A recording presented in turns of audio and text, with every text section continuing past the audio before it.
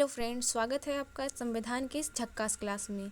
आज के इस वीडियो में मैं संविधान से रिलेटेड एकदम इम्पॉर्टेंट क्वेश्चंस लेकर आई हूँ जो सभी एग्जाम्स में पूछे जाते हैं। सभी क्वेश्चंस मैंने सिलेक्टेड लिए हैं, तो आप वीडियो को पूरा देखिएगा और कहीं पे भी स्किप मत करिएगा। तो चलिए स्टार्ट करते हैं। पहला क्वेश्चन है, रेगुलेटिंग एक्ट कब आया था?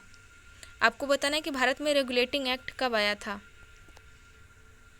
तो यह आया था 1773 ईस्वी में, आप लोग याद रखिएगा। दूसरा है, पिट्स इंडिया एक्ट भारत कब आया था? तो 1784 में आया था। और आपको बता दूं कि पिट्स इंडिया एक्ट के तहत भारत में बोर्ड ऑफ डायरेक्टर और बोर्ड ऑफ कंट्रोलर की स्थापना की गई थी, जो कि बोर्ड ऑफ डायरेक्टर जो थे वो कंपनी का शासक देखते थे और बोर्ड ऑफ कंट्रोलर राजनीतिक मामले देखते थे। चलिए अगला क्वेश्चन देखते हैं। अगला क्वेश्चन है, कंपनी के भारत के साथ व्यापार के अधिकार को कब छीन लिया गया? तो इसका राइट आंसर है 1813 का चार्टर अधिनियम।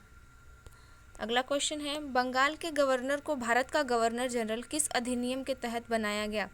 मोस्ट इम्पॉर्टेंट क्वेश्चन है, इसे याद रखिएगा, अक्सर एग्जाम में ये पूछा जाता है। तो इसका सही उत्तर है 1833 ईस्वी का चार्टर एक्ट। इसे याद रखिएगा, बंगाल के गवर्नर जनरल को भारत का गवर्नर जनरल 1833 के चार्टर एक्ट के अधिनियम के तहत बनाया गया था। अगला क्वेश्चन है, भारत का प्रथम वायसराय कौन बना? बताइए, भारत का प्रथम वायसराय कौन था? Lord Canning. याद रखिएगा, भारत का प्रथम वायसराय लॉर्ड कैनिंग था। अगला क्वेश्चन, ईस्ट इंडिया कंपनी को औपचारिक रूप से कब भंग किया गया? सही उत्तर है 1 जनवरी 1884। अगला क्वेश्चन है, भारत में सांप्रदायिक निर्वाचन प्रणाली का जनक के रूप में किसे जाना गया? तो इसका सही उत्तर है लॉर्ड मिंटो। मार्ले मिंटो सुधार जो 1909 में आया था, उसके तहत सांप्रदायिक निर्वाचन प्रणाली भारत में शुरू की गई थी। इसे भी आप लोग याद रखिएगा। अगला क्वेश्चन है, भारतीय संविधान सबसे ज़्यादा असर किसका पड़ा है? भारतीय संविधान पर सबसे ज़्यादा असर किसका पड़ा है? ठीक है, ऐसे क्वेश्चन आएगा कि भारतीय संविधान पर सबसे ज़्यादा असर किसका पड़ा है, तो क्या आंसर होगा? भारत शासन अधिनियम 1935 का। इसे याद रखिएगा, ठीक है। अगला क्वेश्चन है, ब्रिटिश संसद द्वारा भारतीय स्वतंत्रता अधिनियम कब प्रस्तावित किया गया? तो इसका राइट आंसर है 4 जुलाई 1947। ठीक है। और इसमें घुमा के क्वेश्चन ऐसे भी पूछ सकता है कि ब्रिटिश संसद ने भारत को स्वतंत्रता देने की घोषणा कब की थी या किस डेट को की थी, तो उसका भी राइट आंसर होगा 4 जुलाई 1947। ठीक है। अगला क्वेश्चन है, भारतीय संविधान सभा की पहली बैठक कब और कहाँ हुई थी? देखिए, इसमें दो क्वेश्चन बन गया कि पहली संविधान सभा की बैठक कब हुई थी और दूसरा क्वेश्चन बन गया कि कहाँ हुई थी। ठीक है, तो याद रखिएगा कब हुई थी। पहली 9 दिसंबर 1946 को हुई थी। कहाँ हुई थी? नई दिल्ली में हुई थी। मोस्ट इम्पॉर्टेंट क्वेश्चन है, आप लोग स्टार लगा के नोट करिए इसको। ठीक है, आगे चलते हैं। अगला क्वेश्चन है, संविधान सभा के कुल सदस्यों की निश्चित संख्या कितनी थी?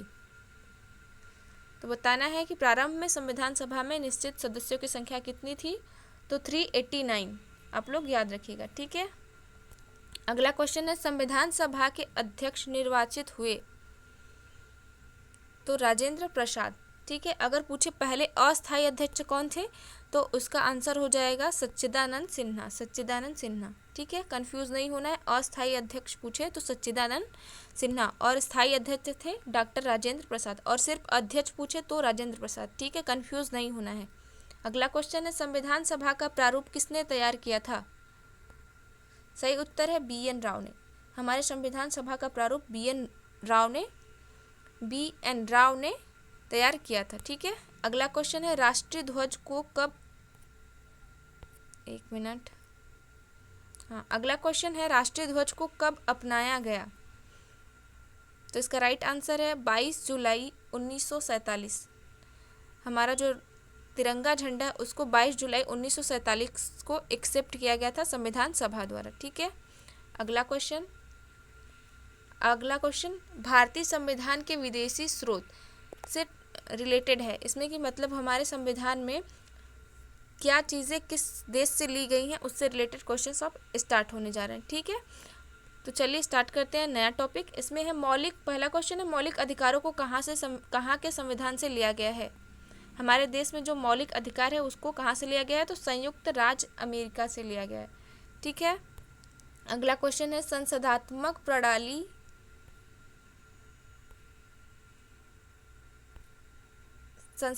प्रणाली तथा एकल नागरिकता भारतीय संविधान में किस देश से ली गई है?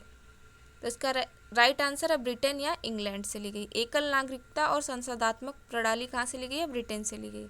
वीडियो पसंद आ रही है तो वीडियो को लाइक करें, ज़्यादा से ज़्यादा शेयर करें, और अगर चैनल पर नए हो तो चैनल को सब्सक्राइब ज़रूर कर लें। चलिए अगला क्वेश्चन देखते हैं। अगला क्वेश्चन है आयरलैंड से भारतीय संविधान में क्या लिया गया है?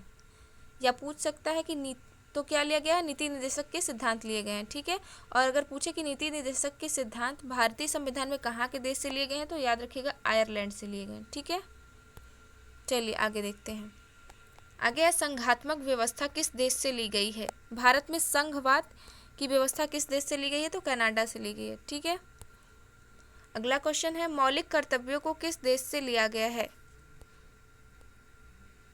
तो इसका राइट आंसर है रूस। मौलिक कर्तव्य रूस से लिए गए, कंफ्यूज नहीं होना है। मौलिक अधिकार की बात करें तो अमेरिका से ली गई है। ठीक है, और अगर मौलिक कर्तव्य की बात करें तो रूस से लिया गया है। ठीक है, अगला क्वेश्चन है आपातकाल के राष्ट्रपति को मौलिक अधिकार संबंधी शक्तियां किस देश से ली गई? आपातकाल के दौरान राष्ट्रपति की मौलिक अधिकार संबंधी शक्तियां किस देश से ली गई हैं? ऐसे क्वेश्चन पूछेगा। ठीक है, तो इसका राइट आंसर आपका क्या होगा? जर्मनी।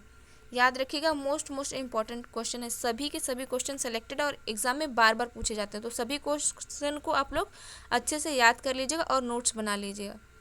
ठीक है, अगला है भारतीय संविधान की अनुसूचियाँ। भारतीय संविधान की अनुसूचियों से संबंधित प्रश्न। पहला है हमारे संविधान में कितनी अनुसूचियाँ हैं? वर्तमान में अगर पूछे तो हमारे संविधान में 12 अनुसूचियाँ हैं। ठीक है, अगला क्वेश्चन है मूल संविधान में कितनी अनुसूचियाँ थी? तो मूल संविधान में केवल 8 अनुसूचियाँ थी। 4 बाकी की अनुसूचियाँ जो है वो संविधान संशोधन करके जोड़ी गई हैं, इसे भी आप लोग याद रखिएगा। अगला क्वेश्चन है भाषा को किस अनुसूची में रखा गया है? अगर पूछे कि हमारी राष्ट्रभाषा जो हिंदी है वो किस अनुसूची में है, तो अनुसूची नंबर 8 में है। अगला क्वेश्चन है सूचियाँ किस अनुसूची में है? तो सूचियाँ अनुसूची 7 में है। और सूचियाँ कितने प्रकार की हमारे देश में? तो 3 प्रकार की सूचियाँ हैं। पहला क्या है? संघ सूची, दूसरा है राज्य सूची, तीसरा है समवर्ती सूची। ठीक है, संघ सूची क्या होता है? संघ सूची वो होता है जिसमें केवल केंद्र सरकार कानून बनाती है। राज्य सूची क्या है? जिसमें राज्य सरकार केवल कानून बनाती है। और समवर्ती सूची में क्या है कि राज्य सरकार और केंद्र सरकार दोनों कानून बनाती है। तो आप याद रखिएगा इसको। ठीक है, इंपॉर्टेंट पॉइंट्स हैं सारे। आगे चलते हैं। अगला है संविधान के महत्वपूर्ण भाग। देखिए फ्रेंड्स, एक ही वीडियो में मैं बहुत सारे क्वेश्चंस और संविधान से रिलेटेड इंपॉर्टेंट क्वेश्चन जितने भी आते हैं सारे एक ही वीडियो में लेकर आई हूँ। इसीलिए मैंने 1 लाइनर क्वेश्चन लिया गया ताकि वीडियो लंबी ना हो, नहीं तो मैं 4 ऑप्शंस देती फिर वीडियो लंबी हो जाती। ठीक है, तो वीडियो को लाइक करिएगा, बहुत मेहनत लगती है वीडियो बनाने में। तो अगला क्वेश्चन है भारतीय संविधान में कुल कितने भाग हैं? तो राइट आंसर है 22 भाग। भारतीय संविधान में कुल कितने भाग हैं? तो 22 भाग है, याद रखिएगा। ठीक है, अगला क्वेश्चन है मौलिक अधिकार संविधान के किस भाग में वर्णित है? तो मौलिक अधिकारों का वर्णन संविधान के भाग 3 में है। ठीक है, अगला क्वेश्चन है राज्य के नीति निर्देशक तत्व संविधान के किस भाग में है? नीति निर्देशक तत्वों की बात करें तो संविधान के भाग 4 में है। ठीक है, अगला है राजभाषा हिंदी संविधान के किस भाग में है? तो भाग 17 में है और अनुच्छेद 343 में। ठीक है, अगर भाग पूछे तो भाग 17 और अनुच्छेद पूछे तो अनुच्छेद 343। ठीक है, अगला क्वेश्चन है संविधान संशोधन की प्रक्रिया संविधान के किस भाग में दी गई है? तो संविधान संशोधन की प्रक्रिया भाग 20 में और अनुच्छेद 368 में दी गई है। ठीक है, अनुच्छेद पूछे तो 368 और भाग पूछे तो भाग 20 बताएंगे। ठीक है, कंफ्यूज नहीं होना है। अगला क्वेश्चन है संविधान के भाग 8 में क्या प्रावधान किया गया है?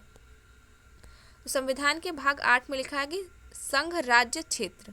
ठीक है, संघ के राज्य क्षेत्र होंगे, ये लिखा है संविधान के भाग 8 में। ठीक है, अगला क्वेश्चन है निर्वाचन संविधान के किस भाग में है? तो निर्वाचन संविधान के भाग 15 और अनुच्छेद 324 में है। निर्वाचन से संबंधित अनुच्छेद पूछे तो 324 और यदि भाग पूछे तो भाग 15। ठीक है, याद रखिएगा। अगला क्वेश्चन है थैंक यू फ्रेंड्स। आज की वीडियो यहीं ख़त्म होती है। वीडियो पसंद आए तो लाइक करें, ज़्यादा से ज़्यादा शेयर करें और चैनल पर अगर नए हों तो सिलेक्शन के लिए चैनल को सब्सक्राइब ज़रूर करें।